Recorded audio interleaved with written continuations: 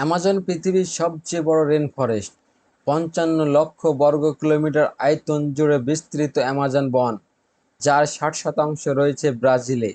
পৃথিবীর ২০% অক্সিজেনের যোগান দেয় এই অ্যামাজন বন।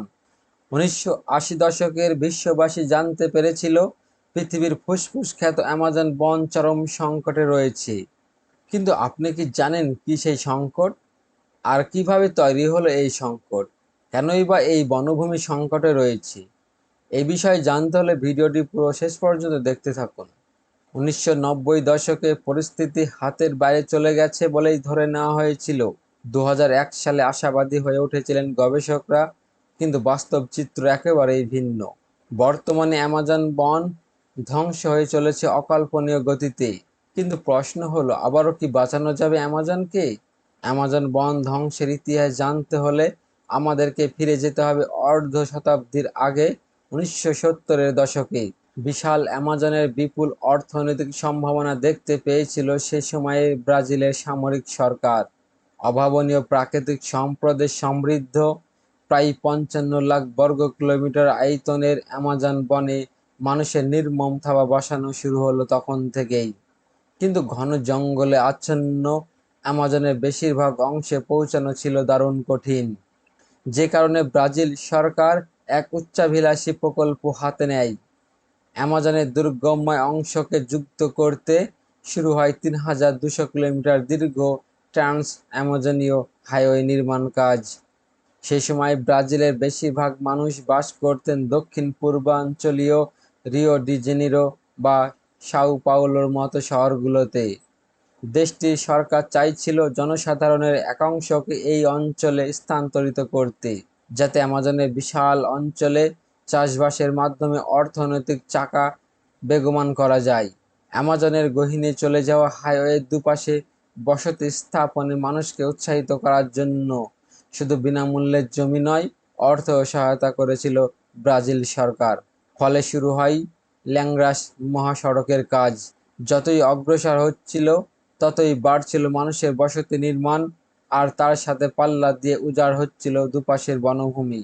বসতি স্থাপনকারীদের বেশিরভাগই তাদের জমিকে গোচারণ ভূমি হিসাবে ব্যবহার শুরু করেছিলেন। এভাবেই ৪,৫০,০০০ বর্গ কিলোমিটার এলাকাকে পরিণত করা হয়েছে গোচারণ ভূমিতে। ক্রমবর্ধমান মাংসের চাহিদা মেটাতে গরু পালন যেমন দিন দিন বাড়ছিল, তেমনি গবাদি পশুর খাবার জোগাতে জঙ্গল পরিষ্কার করে নতুন নতুন চারণভূমি তৈরি হচ্ছিল প্রতিনিয়ত। ফলে একদিকে যেমন ফুলে ফেঁপে উঠছিল গরুর ব্যবসা, সেই সাথে ক্রমশই দৃশ্যমান হয়ে উঠছিল অ্যামাজন জঙ্গল নিধনের চিত্র। এক পরিসংখ্যান অনুযায়ী ১৯৭৮ থেকে ১৯৮০ সালের মধ্যে প্রতি বছর গড়ে ২০,০০০ বর্গ কিলোমিটার বনভূমি উজাড় করা হয়েছে। কিন্তু অচিরেই ভিন্ন একটা পণ্য বন উজাড়ের এ হারকে নিয়ে যায় নতুন এক উচ্চতায়। বিশ্বের জনসংখ্যা বৃদ্ধির সাথে সাথে বাড়ছিল মাংসের চাহিদা। গবাদি পশু খাওয়ার জন্য উচ্চ মাত্রার প্রোটিন সমৃদ্ধ সয়াবিনের কদর বাড়ছে খামারিদের কাছে। আর এই সুযোগটি লুফে নিতে দেরি করেনি ব্রাজিল সরকার। শুরু হলো সয়াবিন চাষ। ১৯৯০ দশকের মাঝামাঝি থেকে সয়াবিন রপ্তানি শুরু করে দেশটি, এবং অচিরেই ব্রাজিলের রপ্তানি খাতে বড় একটা অংশ দখল করে নেয় সয়াবিন। ২০০০ সালের গোড়া থেকেই চাষিরা গোচারণ ভূমিগুলোকে কিনে নিয়ে ব্যাপক মাত্রায় সয়াবিন চাষ শুরু করে। গরুর খামারিরা অ্যামাজনের আরও গভীরে জঙ্গল পরিষ্কার করে গড়ে তুলতে থাকে তাদের গোচারণ ভূমি। এই সময় বেআইনিভাবে জমি দখলের মাত্রা বেড়ে যায় আশঙ্কাজনক হারে। অ্যামাজনকে কেন্দ্র করে গড়ে ওঠা দারুণ লাভজনক ব্যবসার আগ্রাসনে রেন ফরেস্টের আয়তন ক্রমশই সংকুচিত হতে শুরু করে। বন ধ্বংসের হার বেড়ে যায় অকল্পনীয় মাত্রায়। অ্যামাজনের এই দুর্দশা দেখে পরিবেশবাদীরা চুপ করে বসে থাকেনি, শুরু হয় প্রতিবাদ। পরিস্থিতির গুরুত্ব অনুধাবন করে এগিয়ে আসেন সে সময় ব্রাজিলের প্রেসিডেন্ট লুয়া ডি সিলভা। বন ধ্বংসকে রক্ষা করার জন্য নেওয়া হয় সরকারি উদ্যোগ। সংরক্ষিত বনাঞ্চলের পরিমাণ বাড়ানো, ল্যান্ড কোড এবং বনরক্ষী নিয়োগ করে বেআইনি জমি দখল ও বৃক্ষ নিধনে বন্ধ করা সহ সরকারের একাধিক কার্যকরী পদক্ষেপের কল্যাণেই অচিরে কমতে শুরু করে অ্যামাজন বন ধ্বংসের হার। 2006 সালের মধ্যেই বন ধ্বংসের পরিমাণ অর্ধেকে নেমে আসে এবং 2012 সালে ধ্বংস হয় এ যাবৎকালের সবচেয়ে কম বনভূমি। কিন্তু দুর্ভাগ্য পিছু ছাড়ছিল না অ্যামাজনের। 2012 সাল থেকে রক্ষণশীল এক রাজনৈতিক দলের প্রভাব বাড়তে শুরু করে ব্রাজিলের পার্লামেন্টে। মূলত কৃষক এবং খামারিদের স্বার্থ দেখাই এদের প্রধান উদ্দেশ্য। তাদের প্রভাব এবং চাপে বিগত বছরগুলোতে অ্যামাজন বন বাঁচাতে নেওয়া বিভিন্ন নীতি পরিবর্তন এবং অচল হয়ে পড়তে শুরু করে।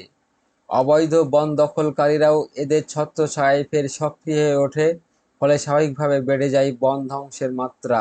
2019-এ ব্রাজিলের নতুন প্রেসিডেন্ট নির্বাচিত হন ডানপন্থী রাজনৈতিক জোর বলসোনারো। ক্ষমতায় এসে বন মন্ত্রণালয়কে কৃষি মন্ত্রণালয়ে অন্তর্ভুক্ত করেন, দুর্বল করেন পরিবেশ মন্ত্রণালয়ও। বলসোনারো আসার পর 2019 সালে বন ধ্বংসের পরিমাণ বেড়ে যায় আশঙ্কাজনক মাত্রায়। 2020 সালে বিগত এক যুগের মধ্যে সবচেয়ে বেশি বন নিধন করা হয়। 2021 সালে উজাড় হয় আগের বছরের তুলনায় আরও বেশি বনভূমি। অ্যামাজন বন ধ্বংস করতে লাগিয়ে দেওয়া হচ্ছে আগুন। শুধু 2019 সালে অ্যামাজনে আগুন লাগার ঘটনা ঘটেছিল 74,000-এরও বেশি। এইসব অগ্নিকাণ্ডের বড় একটা অংশ ছিল পরিকল্পিত। ফলে আবারও নতুন করে ব্যাপকভাবে বন ধ্বংসের কর্মযজ্ঞ শুরু হয়েছে বলা যায়। পরিসংখ্যান অনুযায়ী বিগত 50 বছরে অ্যামাজনের 17% বনভূমি উজাড় হয়েছে। কিন্তু 2018 সালের এক প্রতিবেদনে বলা হয়, এ হার যদি 20 থেকে 25% পৌঁছায় তবে গোটা অ্যামাজন বন নিঃশেষ হয়ে যাবে। ইকোসিস্টেম ধ্বংস হয়ে গেলে বিপুল পরিমাণ কার্বন ডাইঅক্সাইড গ্যাস বায়ুমণ্ডলে ছড়াবে, যা বৈশ্বিক উষ্ণায়নের গতিকে আরও বাড়িয়ে দেবে। কিন্তু ব্রাজিলের বহু রাজনৈতিক এবং ব্যবসায়ী শুধুমাত্র ব্যক্তিগত স্বার্থে পুরো বিশ্বের জন্য চরম হুমকি অবলীলায় অগ্রাহ্য করছে। কিন্তু তারা ভুলে যাচ্ছেন অ্যামাজন না থাকলে আমাদের এই পৃথিবী আর থাকবে না আগের মতো।